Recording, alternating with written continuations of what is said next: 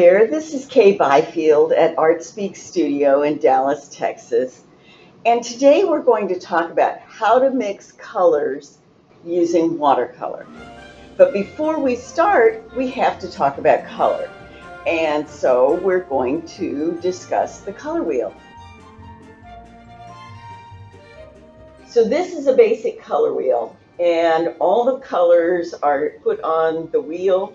In this particular color wheel, the primary colors, which are yellow, blue, and red, are equidistant from each other on the wheel, and those are the colors that are the elemental colors. In theory, every color that exists can be made up from any of these three. We're only talking about pigment now. Light has different primary colors. So anyway, if you mix blue and yellow together, you get green. So green is a secondary color. If you mix blue and red together, you get a purple or a violet. That's a secondary color. If you mix red and yellow together, you get orange.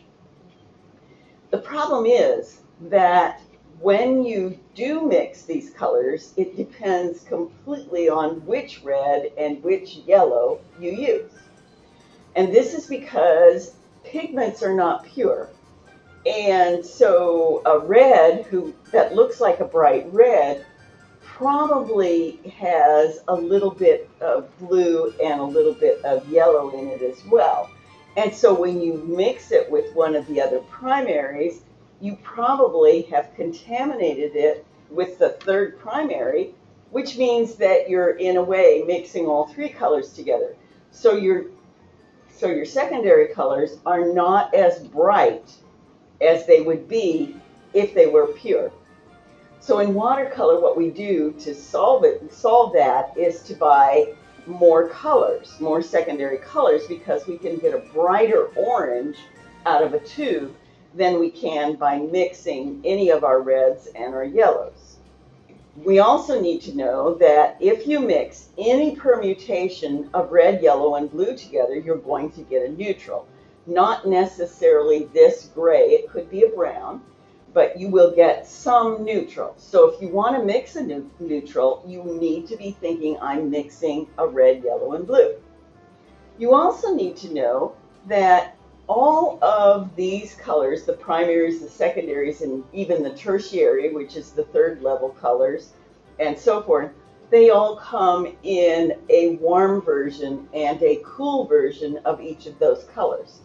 So the warm colors, which are the colors that we associate with warm things like fire and the sun and so forth, so we're talking reds, yellows, and oranges, come in a cooler warm and a warmer warm.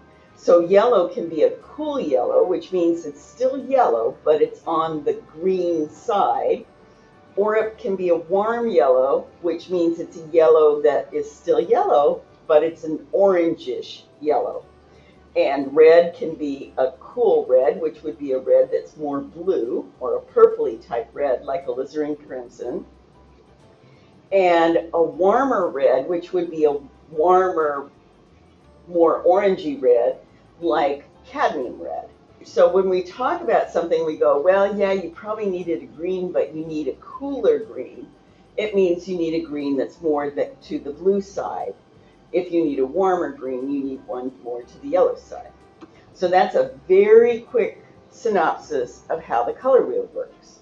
And we need to understand this in order to mix colors and get them to work for us in the best possible way. Even though we have so many colors in tubes, we don't want to just use tube colors. Number one, the tube colors are pretty even and predictable. And number two, we can add more variety and we can get more interesting colors if we mix them ourselves. So today what we're going to talk about is how to mix interesting colors.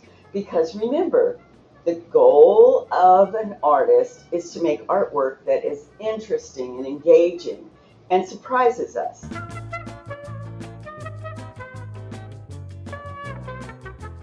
Okay, So the first thing I'm going to do is mix a gray with cerulean blue and cadmium red, and I'm going to mix it in the palette.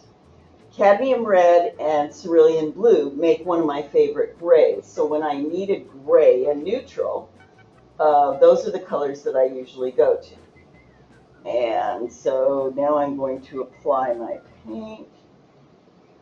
Okay, so now I'm going to do the same gray, but this time I'm going to mix the gray on the paper instead of on the palette.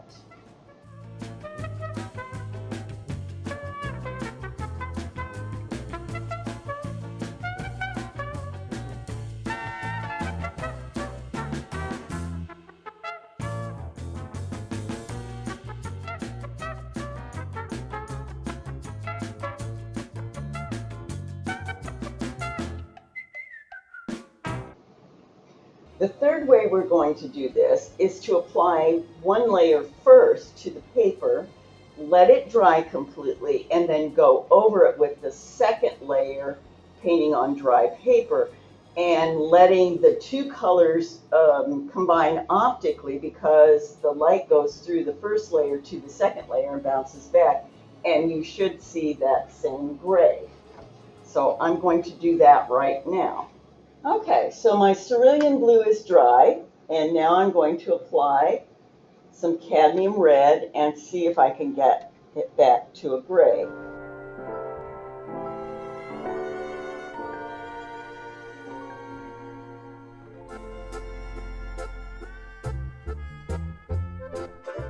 So now I have 3 different mixtures of the same 2 colors applied differently. Okay, so in my first set of 3 colors, the cerulean blue and the cadmium red are both watercolors, but they're semi-opaque. They're not transparent. This time I'm going to use ultramarine blue and alizarin crimson to create a purple or a violet.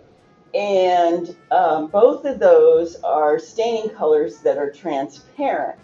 So let's see what we get when we mix the 2 of them in the palette before we apply them to the paper in order to get a nice violet. You can see that all 3 of those read as a violet.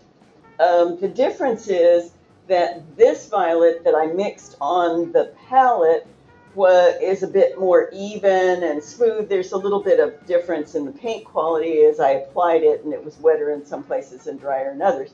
But this one, where I mixed it on the paper, resulted in really interesting colors where they kind of shine through. They still read as what I was trying to mix. In this case, I was trying to mix a gray with cerulean blue and cadmium red. And in this one, I was trying to mix a violet with alizarin crimson and ultramarine blue. They both read like that.